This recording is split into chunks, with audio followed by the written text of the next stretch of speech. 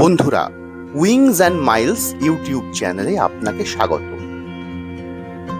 আজকে ভার্চুয়াল ট্যুরে আপনাদেরকে নিয়ে যাব ট্যুরিস্টদের চোখে একদম নতুন পূর্ব সিকিমের অজানা গ্রাম পারখাতে।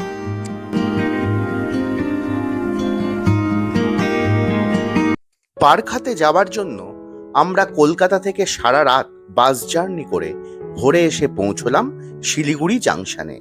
প্রবল গরমের মধ্যে বৃষ্টি ভেজা সকালে আসন্ন জার্নি একটু আরামদায়ক হবে এই আশায় শিলিগুড়ি জাংশন থেকে পূর্ব সিকিমের পাকিয়াংয়ের উদ্দেশ্যে রওনা দিলাম।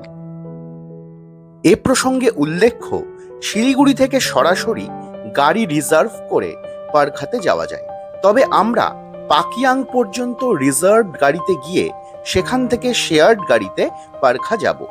রিজার্ভড গাড়িতে শিলিগুড়ি থেকে পাকিয়াং পর্যন্ত ভাড়া প্রায় 5,000 টাকা। কেউ শিলিগুড়ি থেকে সরাসরি পারখার হোমস্টে পর্যন্ত গেলে সেক্ষেত্রে ভাড়া পড়তে পারে প্রায় 6,000 টাকা। এছাড়াও বাজেট ট্রাভেলাররা শেয়ার গাড়িতে পারখা যেতে চাইলে শিলিগুড়ির বিশাল সিনেমার পেছনে অবস্থিত পাকিয়াংয়ের শেয়ার গাড়ির স্ট্যান্ড থেকে জনপ্রতি প্রায় 450 থেকে 500 টাকা ভাড়া দিয়ে পাকিয়াংয়ে পৌঁছতে হবে এবং তারপর পাকিয়াং থেকে শেয়ার গাড়িতে জনপ্রতি 100 টাকা ভাড়া দিয়ে পারখা হোমস্টে পর্যন্ত পৌঁছানো যায়। এছাড়াও শিলিগুড়ির চম্পাশাড়িতে অবস্থিত সবজি বাজারের সামনে থেকে সরাসরি পারখা যাওয়ার শেয়ার গাড়ি ছাড়ে, যার ভাড়া জনপ্রতি প্রায় 600 টাকা। শেয়ার গাড়িতে পারখা যাওয়ার আরেকটি উপায় হলো শিলিগুড়ি থেকে শেয়ার গাড়িতে জনপ্রতি প্রায় 350 থেকে 400 টাকা ভাড়া দিয়ে পৌঁছতে হবে রানীপুল এবং রানীপুল থেকে শেয়ার গাড়িতে জনপ্রতি প্রায় 70 টাকা ভাড়া দিয়ে পৌঁছানো যায় পাকিয়াং এবং সেখান থেকে জনপ্রতি 100 টাকা ভাড়া দিয়ে পৌঁছানো যায় পারখা হোমস্টেতে। তবে পাহাড়ে বিভিন্ন রুটের শেয়ার গাড়ি আলাদা আলাদা সময়ে ছাড়ে, তাই শেয়ার গাড়ির বিষয়ে হোমস্টের সাথে আগে থেকে কথা বলে রাখলে সুবিধে হতে পারে। আপনাদেরকে এসব তথ্য দিতে দিতে আমাদের গাড়ি এসে পৌঁছালো তিস্তা ব্রিজে। এই ব্রিজের থেকে নিচে বহমান তিস্তার অসাধারণ ভিউ পাওয়া যায়। তিস্তা ব্রিজ পার হতেই রাস্তার একটা অংশ ডান দিক দিয়ে এগিয়ে চলল কালিম্পং বাজারের পথে, আর আমরা তিস্তাকে বাঁদিকে রেখে এগিয়ে চললাম আমাদের গন্তব্যে। জানলার বাইরের দৃশ্যপট মনকে ভরিয়ে তোলার মতো। অবাক বিস্ময়ে সেই সৌন্দর্য উপভোগ করতে করতে আমরা পৌঁছলাম সিকিমের রংপোতে। আর তারপর রংপো পার হয়ে এগোতে থাকলাম পূর্ব সিকিমের পাকিয়াংয়ের উদ্দেশ্যে।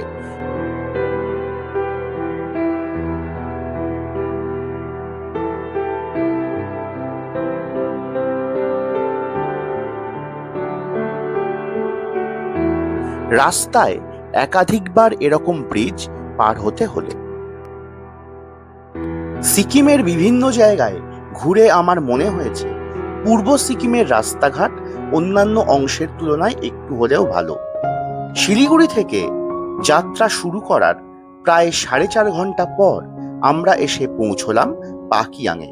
পাকিয়াং পূর্ব সিকিমের একটি গুরুত্বপূর্ণ শহর। এখানেই রয়েছে পাকিয়াংয়ের শেয়ার গাড়ির স্ট্যান্ড, যেখান থেকে আমরা পারখার শেয়ার গাড়ি ধরব।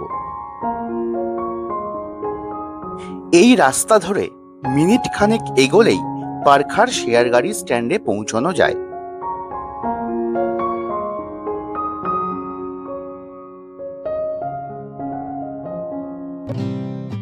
এবার পাকিয়াংয়ের স্ট্যান্ড থেকে শেয়ার গাড়ি ধরে এগোতে থাকলাম পারখা হোমস্টের উদ্দেশ্যে।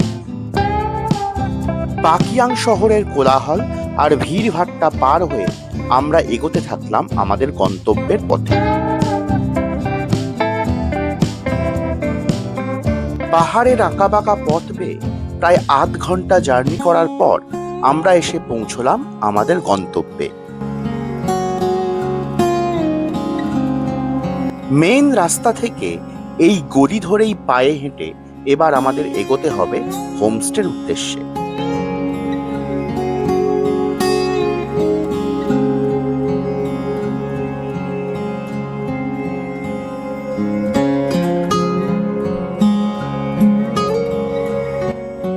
পাহাড়ি পাকদণ্ডি বেয়ে নামতে নামতেই চারপাশের দৃশ্যে অভিভূত হয়ে পড়লাম।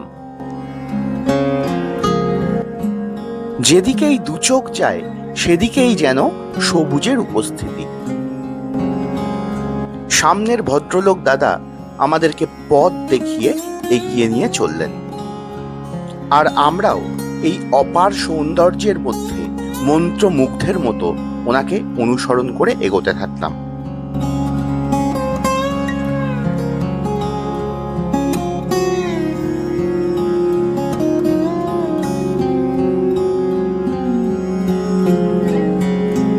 গ্রামের বিভিন্ন বাড়ির মধ্যে দিয়ে এঁকে বেঁকে এগিয়ে গিয়েছে চলার পথ।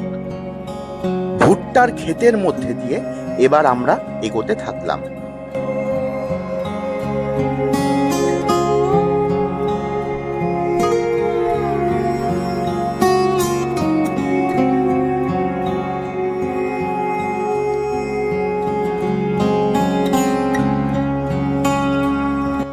ক্ষেত শেষ হতেই সামনে দেখা গেল আমাদের হোমস্টে।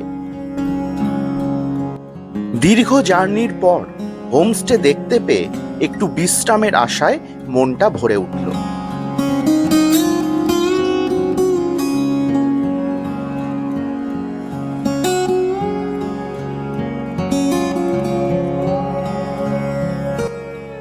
হোমস্টের সামনে রয়েছে অনেকটা ফাঁকা জায়গা।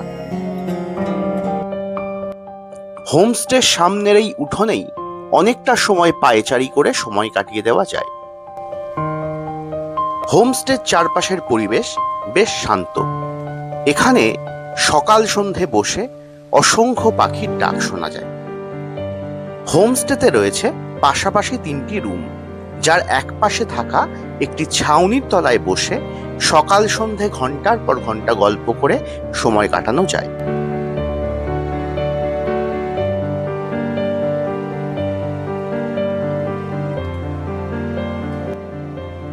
হোমস্টের পরিষ্কার পরিচ্ছন্ন মাঝারি সাইজের প্রতিটি ঘরে 2টো করে বেড, 1টি করে টেবিল ও 1টি করে জানলা রয়েছে।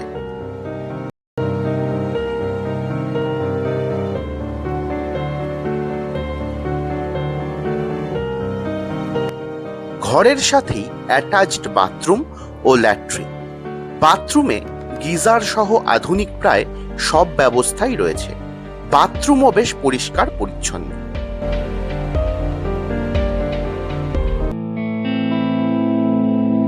হোমস্টের রুমের দরজার সামনে দাঁড়িয়েই দেখা যায় পারিপার্শ্বিক প্রকৃতির অসাধারণ দৃশ্য।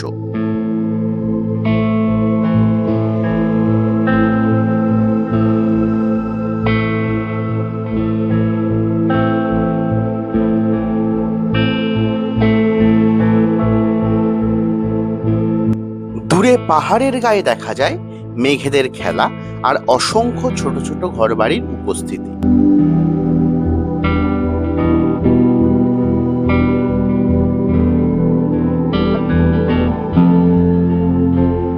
হোমস্টেতে খাওয়ার জায়গাটি রয়েছে একটু নিচে, ওখানেই থাকেন হোমস্টে ওনার।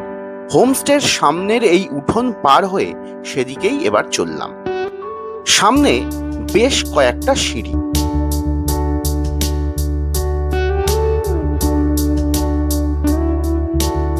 সিঁড়ি পার হতেই পৌঁছলাম হোমস্টের খাওয়া দাওয়ার জায়গায়।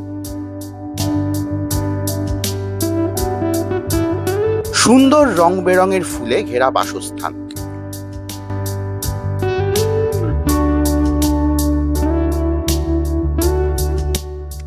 এরকম বিভিন্ন রঙের উপস্থিতি মনকে ভালো রাখতে বাধ্য।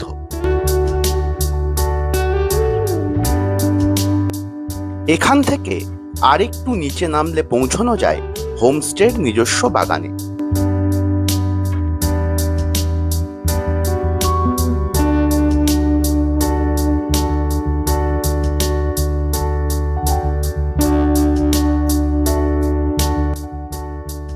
সামনে মৌমাছির চাষ করা হয়েছে, আর চারপাশে রয়েছে বিভিন্ন রকম শস্যের ক্ষেত।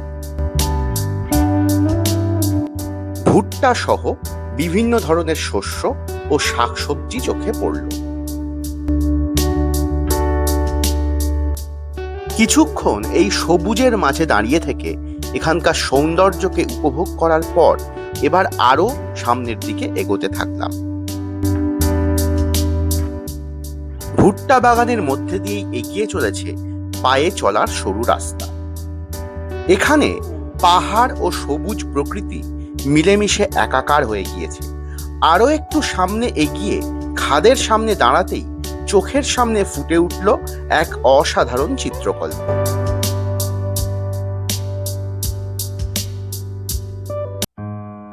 খাদের সামনে দাঁড়াতেই দেখলাম সামনের পাহাড়ের উন্মুক্ত ভিউ। অসংখ্য ছোট ছোট ঘরবাড়ি পাহাড়ের গায়ে বসানো রয়েছে।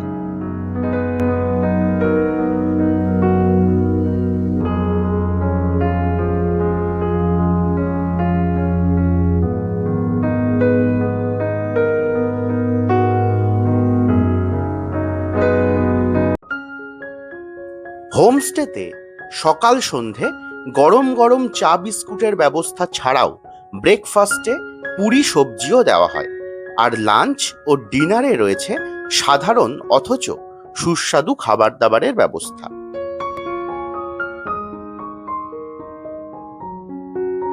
কেউ চাইলে রুটিও খেতে পারেন, তবে তা আগে থেকে জানাতে হয়। এখানকার খাবারের মেনুতে ডিম ভাজা ও চিকেনই প্রাধান্য পায়। তবে পারখা আমার কাছে স্মরণীয় হয়ে থাকবে অসাধারণ এই ভিউ এবং পড়ন্ত বিকেলে রুমের সামনের ফাঁকা জায়গায় বসে খোশ গল্প আর আড্ডার জন্য। বিকেল গড়াতেই হোমস্টের তরফ থেকে এখানে চিকেন বারবিকিউ বানানোর তোড়জোড় শুরু হয়। বেশ ভালোই ব্যবস্থাপনা। সন্ধেতে এখানে বসেই চলে খাওয়া দাওয়া, খোশ গল্প, আর সাথে স্ন্যাক্স হিসাবে থাকে ভেজ পকোড়া।